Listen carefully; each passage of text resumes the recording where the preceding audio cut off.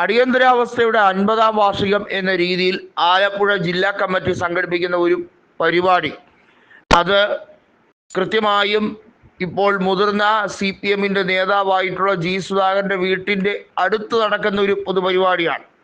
G Sudhakaran അതിലേക്ക് ക്ഷണമില്ല എന്ന് പറയുമ്പോൾ തന്നെ ഒന്ന് ആലോചിക്കണം CPIM എത്രമാത്രം അധപ്പതിച്ചിരിക്കുന്നു എന്നുള്ളത്.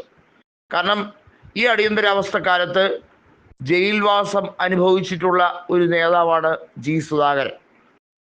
ഈ പറയുന്ന M നാസറോ AM ആരിഫോ H സലാമോ ഒന്നും കൃത്യമായും പാർട്ടി പ്രവർത്തനത്തിലൂടെ മുൻനിരയിലേക്ക് എത്തിയതല്ല. അവർക്ക് വലിയ രീതിയിലുള്ള ഒരു ലോബി ഉണ്ടായിരുന്നു ആലപ്പുഴ ജില്ലയിൽ. ആ ലോബിയുടെ സഹായത്തോടെയാണ് ഉന്നത സ്ഥാനങ്ങളിലേക്ക് എത്തിയത്. എന്നാൽ ജി സുധാകരനെ പോലുള്ള നേതാക്കളാകട്ടെ, അവരുടെ കഠിന പ്രയത്നം കൊണ്ടും അവർ